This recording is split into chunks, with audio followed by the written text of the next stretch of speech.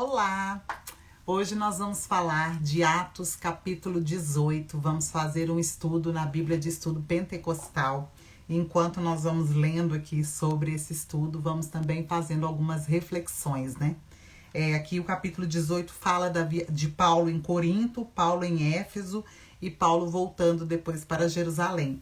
Então tem todo um processo aqui, né? Porque ele teve que sair de Atenas às pressas, foi enviado, né, por navio, de forma escondida, e ficou esperando por Silas e Timóteo em Corinto.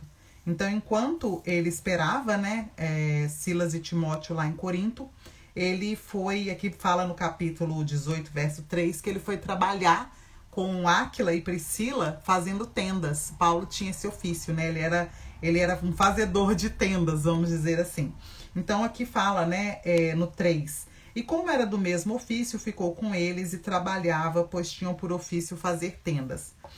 Paulo exercia uma profissão além de pregar o evangelho. Ele fabricava tendas e ganhava a vida assim, enquanto viajava ou ficava hospedado com alguém. Isso também fala disso em 1 Tessalonicenses 2,9 e 2 Tessalonicenses 3,8. Fica claro, pelo exemplo de Paulo, que os pastores que precisam trabalhar para ajudar no sustento de si mesmo e de sua família não têm o seu ministério inferior aos dos outros. A vocação ministerial que incluir uma outra vocação secular, né, uma profissão, tem precedente bíblico e até mesmo apostólico. Paulo, naquele primeiro momento, ele tinha acabado de chegar em Corinto, ele não tinha ido a Corinto ainda, não tinha pregado o evangelho lá, e ele precisava se manter, né? Então ele foi trabalhar e pregava o evangelho nas sinagogas aos sábados, a palavra que diz isso, no Atos 18. Mas mostra que depois, quando Silas e Timóteo chegaram a Corinto, provavelmente eles foram trabalhar secularmente falando, na profissão, né? E Paulo pôde ficar em tempo integral pregando todos os dias o evangelho para que o reino se expandisse mais rápido na cidade de Corinto. Então é muito interessante, né? Porque Paulo tinha o dom da palavra. E Silas e Timóteo não tinham o dom como Paulo tinha, né? De persuasão, de convencimento, de conhecimento da palavra também. Então o que aconteceu? Provavelmente o que está dito aqui, está subentendido, é que Silas e Timóteo foram trabalhar para o sustento deles três, e Paulo pôde ficar somente por conta da pregação do evangelho para que o reino avançasse mais rápido ali em Corinto. E aí no verso 9 mostra, né, Paulo, que até o verso 9 mostra Paulo tentando convencer os judeus de Corinto a respeito de Jesus, e eles debatendo muito, discutindo muito com Paulo. Paulo se cansou deles e falou, então se virem, né? Mas aí Deus apareceu para Paulo em sonho, dizendo para ele não abandonar a cidade, não desistir da cidade.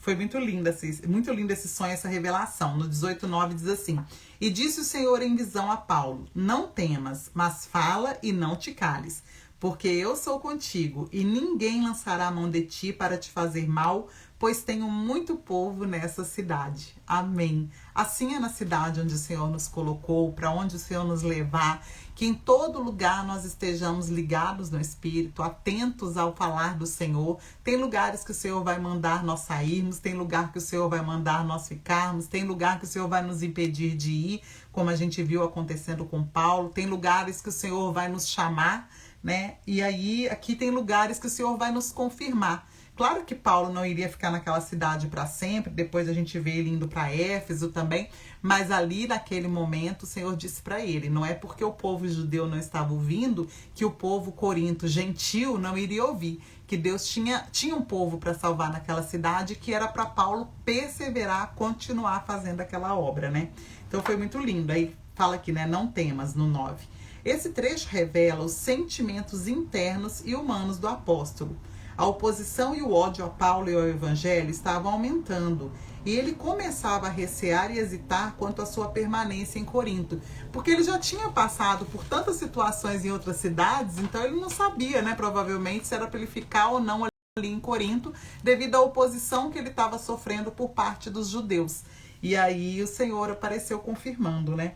Esses mesmos sentimentos ocorrem às vezes no coração de todos os fiéis de Deus, até mesmo em homens como Elias. A gente vê isso acontecendo com Elias em 1 Reis 19:4 e Jeremias 15:15. Ocorrendo isso, Deus socorrerá seus santos, fortalecendo seus corações.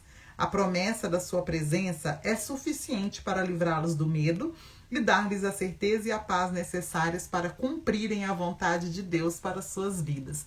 Então, deixar em todo tempo o Espírito nos guiar. Se em algum momento nós tivermos alguma dúvida quanto ao que fazer, o que não fazer, aonde ir, né? Eu mesma estou passando por um processo que eu tenho pedido para o Senhor uma direção clara. Eu ainda não tive uma direção clara e específica, mas eu tenho orado, pedido ao Senhor para me revelar. Eu já sei o que é para fazer, só preciso saber como, aonde, quando. Eu acredito que o quando também é agora, mas eu preciso saber como e aonde e com quem. Porque também sozinha não dá, né? E o Senhor, ele vai trazendo respostas, sim, é só pedir, né? O Senhor, a palavra de Deus diz, eu nunca vi um justo sem resposta, né? Ele sempre traz as respostas e que os nossos ouvidos sejam abertos para ouvir o falar do Senhor. E Paulo estava muito atento, e aqui o Senhor falou para ele, não desista de Corinto, persevere, continue falando. Foi para isso que o Senhor nos chamou, para falar a palavra, né? Para pregar o evangelho. É isso, é simples. No 10 diz assim: porque eu sou contigo e ninguém lançará a mão de ti para te fazer mal, pois tenho muito povo nessa cidade. Essas palavras de Cristo dirigidas a Paulo não se referem à sua presença geral em todos os lugares, à sua onipresença. Pelo contrário, referem-se à sua presença específica entre os seus servos. É aquela capacitação, né, a autoridade, o poder que há no Espírito de Deus que habita nos seus servos, né, para fazer a sua obra, para sermos testemunhas dele. Tal presença de Cristo significa que ele pessoalmente está ali para nos comunicar sua vontade, amor e comunhão. Ele está presente entre nós para agir em todas as situações da nossa vida, para abençoar, ajudar, proteger e guiar. Ele está conosco em todo o tempo. A palavra de Deus diz que ele nunca, né? Jesus falou, nunca vos deixarei órfãos, nunca vos deixarei sós, né? O Espírito dele habita em nós. Podemos aprender mais dessa verdade de Cristo conosco, examinando os trechos do Antigo Testamento em que Deus declarou que estava pessoalmente com seus fiéis. Quando Moisés temeu voltar ao Egito, Deus lhe disse, eu serei contigo. Isso está em Êxodo 3:12. Quando Josué assumiu a liderança de Israel depois da morte de Moisés, Deus prometeu, serei contigo, não te deixarei, nem te desampararei. Josué 1:5. E Deus encorajou Israel com essas palavras, quando passares pelas águas, estarei contigo. Não temas, pois porque estou contigo. Isso está em Isaías 43, 2 e 5. E no Novo Testamento, Mateus declara que o propósito da vinda de Jesus ao mundo foi tornar em realidade concreta a presença de Deus entre o seu povo. Seu nome é Emanuel, que significa Deus conosco. Isso está em Mateus 1:23. De novo, no fim do seu evangelho, Mateus registra a promessa que Jesus legou aos seus discípulos. Eis que estou convosco todos os dias. Mateus 28:30. Marcos termina seu evangelho com as palavras: e eles, tendo partido, pregaram por todas as partes, cooperando com eles o Senhor. Marcos 16:20. Então, o Senhor sempre está conosco e principalmente quando é para nós sermos testemunhas dele, ele sempre vai manifestar o seu poder através da nossa vida, confirmando as palavras que ele nos mandou dizer, né? E no 23 diz assim, confirmando a todos os discípulos. Fala aqui, né? E estando ali algum tempo, partiu, passando sucessivamente pela província da Galácia e da Frígia, confirmando a todos os discípulos. Aí Paulo já, né, indo em direção a Corinto aqui. A Éfeso. Não, já indo em direção a Jerusalém. Assim como a terceira viagem missionária de Paulo, ele parte para visitar as igrejas fundadas na sua primeira viagem. E na segunda, Paulo jamais ganhou convertidos para depois esquecê-los. Empenhava-se de igual modo no discipulado desses novos crentes, fortalecendo-os no caminho de Cristo. Ele foi pessoalmente e depois ele ajudou os seus discípulos, né? Os discípulos que ele fez para o Senhor, né? Através das cartas. E hoje nós temos, né, a internet que facilita muito esse trabalho, temos o telefone, se não pudermos pessoalmente estar, né, junto com os irmãos, nós podemos estar online, podemos estar através de vídeo. Então hoje nós temos assim um benefício muito grande comparado com o que Paulo teve que fazer para conseguir cuidar dos discípulos ali que o Senhor tinha colocado para ele apacentar, né?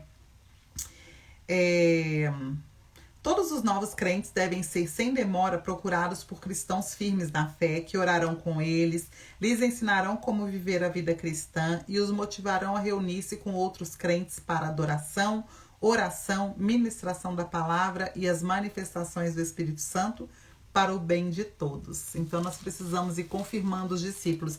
Muitas vezes nós não vamos, o Senhor vai levantar outras pessoas para cuidar de discípulos, ou ele vai nos usar para cuidar de discípulos que outras pessoas ganharam para Cristo. O importante é essas pessoas serem cuidadas, independente quem fez a colheita, né? Nós precisamos estar prontos e dispostos a sermos mordomos, bons mordomos do Senhor, levando alimento para todos. A palavra de Deus diz que é bem-aventurado, né, o servo que quando o Senhor voltar, encontrá-lo fazendo assim, alimentando seus conservos. Então esse é o nosso papel, estar sempre nos alimentando, sendo alimentados uns pelos outros e alimentando uns aos outros. No 25 diz assim: este era instruído no caminho do Senhor e fervoroso de espírito, falava e ensinava diligentemente as coisas do Senhor, conhecendo somente o batismo de João. Quem é esse, né? Apolo. Nessa ocasião era limitada a compreensão que Apolo tinha do evangelho. Aceitaram o batismo de João e creram em Jesus como Messias crucificado e ressurreto. O que ele ainda não sabia era que o próprio Jesus agora batizava todos os crentes com o Espírito Santo. Os crentes de Éfeso estavam em situação bem semelhante. Então Paulo, né, Priscila, Áquila levaram essa palavra também para Apolo e Paulo, né, e contaram para ele, né, que tinha o restante da história, que o Espírito Santo agora ele pode habitar dentro do homem, né, que crê.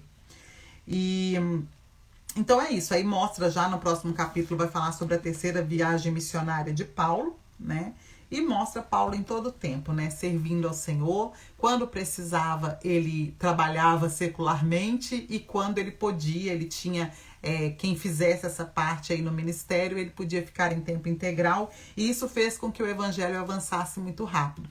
Então, não é errado pastores, missionários, né, serem sustentados pelos outros irmãos, né, que não podem sair a campo.